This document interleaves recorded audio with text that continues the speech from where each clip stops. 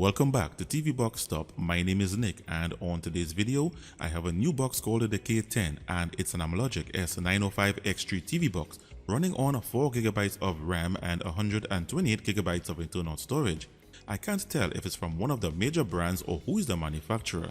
So is this a new brand, and what are the new features, if any, does it have to offer? Stay tuned, a full review is up next.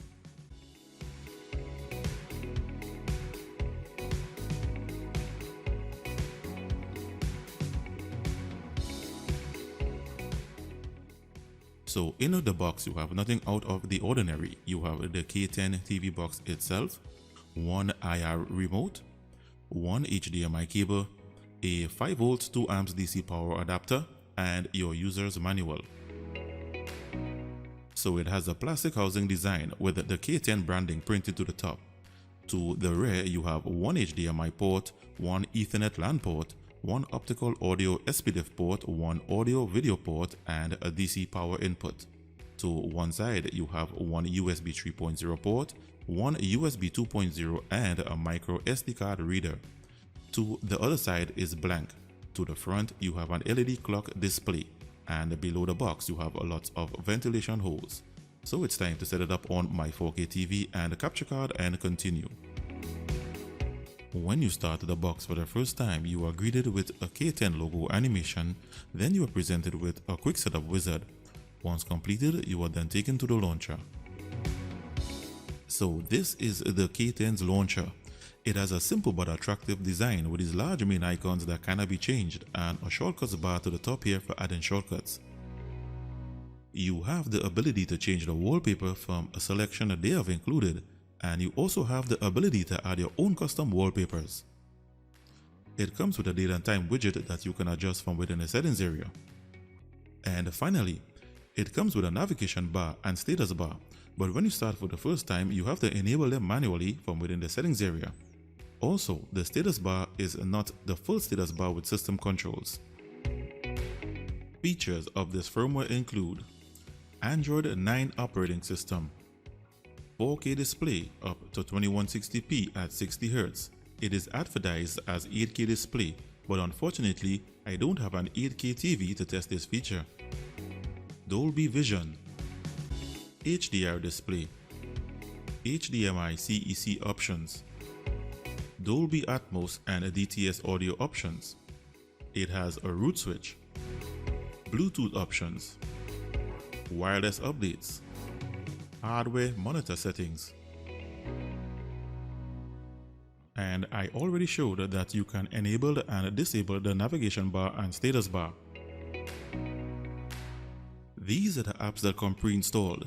You have a cleanup feature for killing apps running in the background, wireless updates, Miracast, Netflix, the Google Play Store, and the Android TV version of YouTube.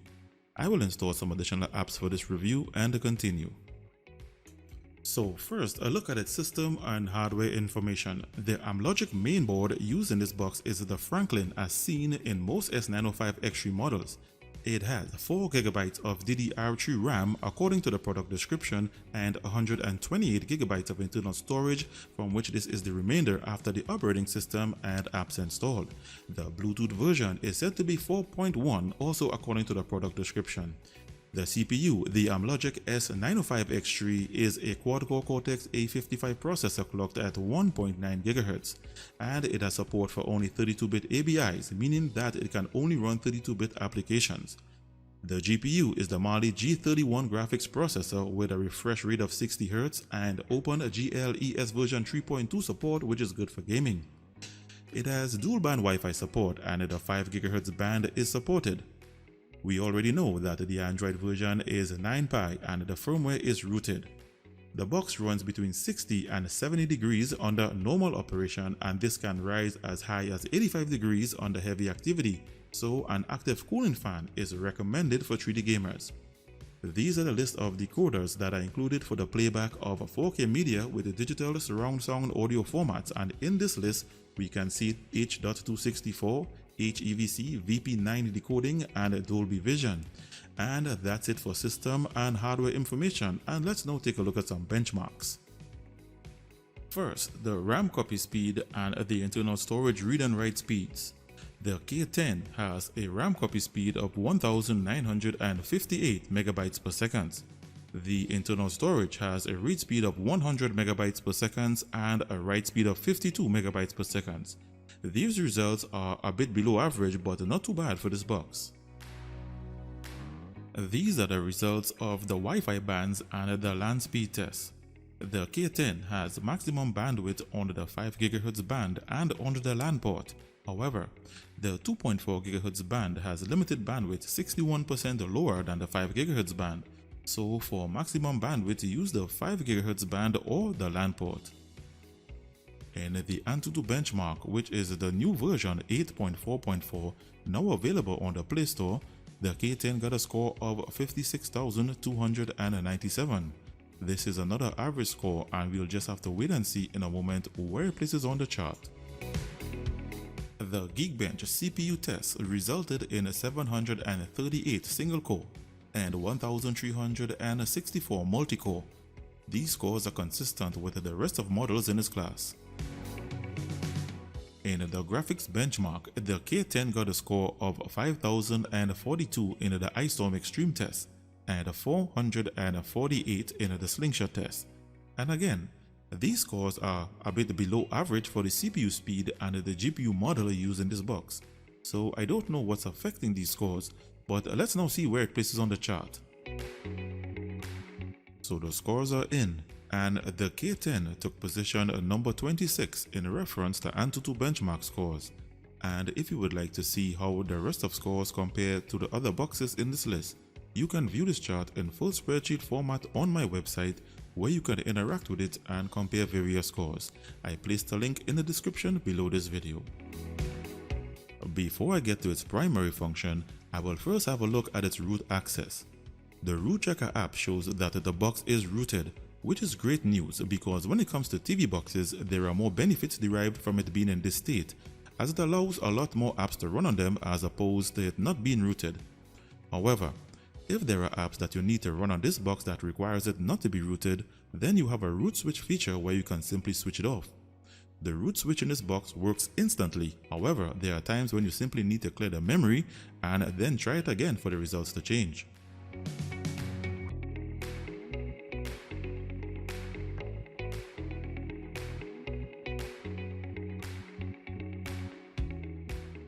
Next is its DRM information. This determines whether the box has the digital rights and the required protection by way of encryption to show premium streaming services such as Netflix and Amazon Prime Video to play movies in HD and 4K quality. If the box does not have the appropriate level of DRM support, it will only show these services in basic quality. So the information shows that the K10 has Google Widevine Level 3 with no HDCP protection. This level means that premium services will only show in basic quality as it requires Widevine Level 1 with HDCP 2.2 protection.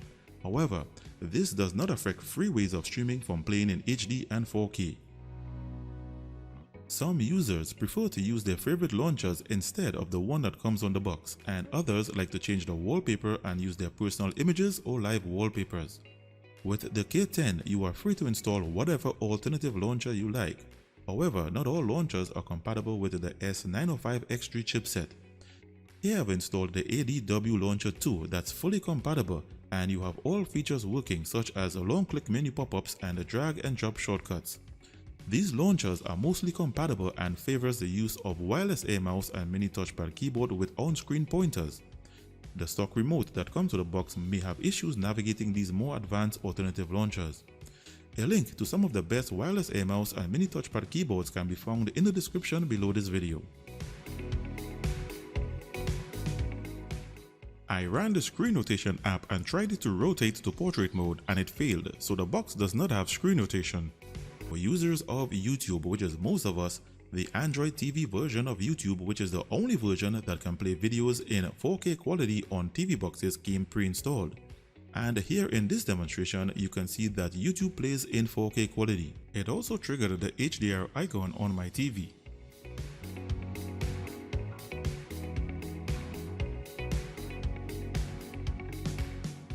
For those interested in casting their mobile devices to this box, it comes pre-installed with the official version of Miracast. So here I'm casting my cell phone to the box and it works okay, but there can be a little latency at times. Second to streaming movies and TV shows is the playback of HD and 4K videos with the digital surround sound audio formats. This requires your box to have the necessary decoders and a capable GPU to deliver smooth playback with cinematic audio. I will now play my list of 4K videos in HDR format and let's see how the K10 performs.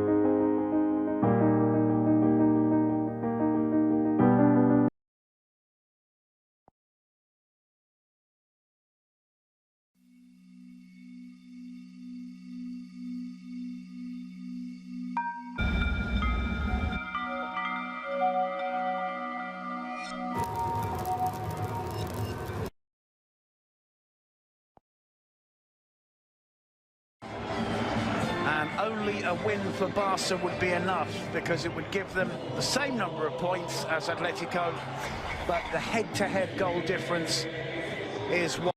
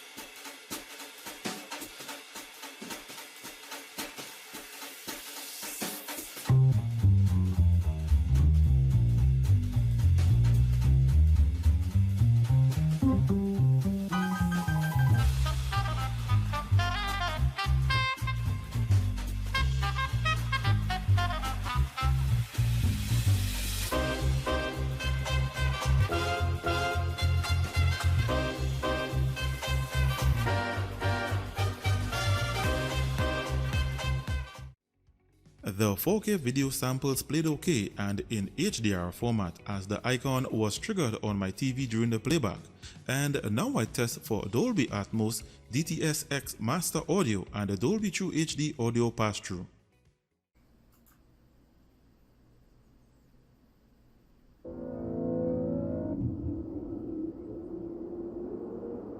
This is Dolby Atmos, the world's first object-based cinematic audio. With powerful moving audio that transcends from channels to moving around you with pinpoint accuracy.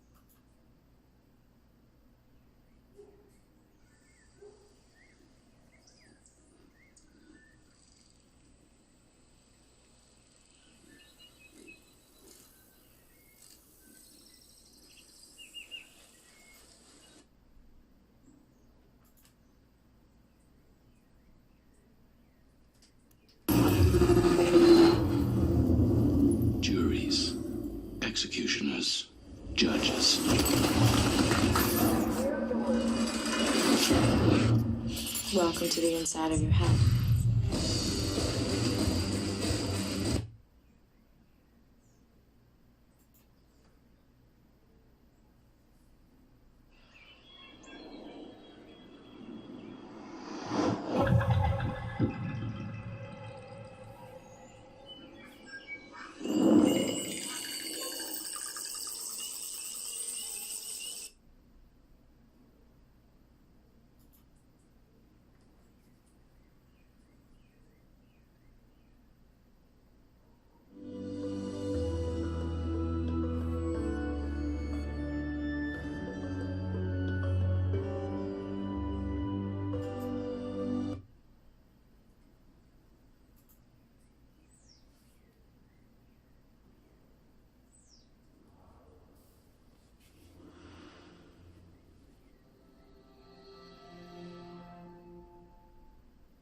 This is the left channel.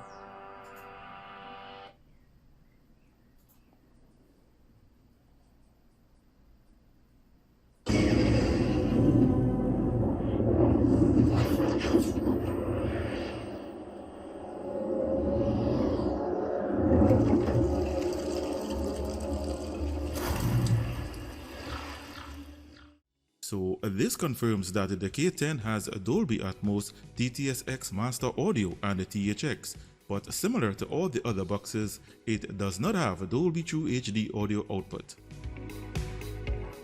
I will now play some Android games and test for gamepad key mapping capability.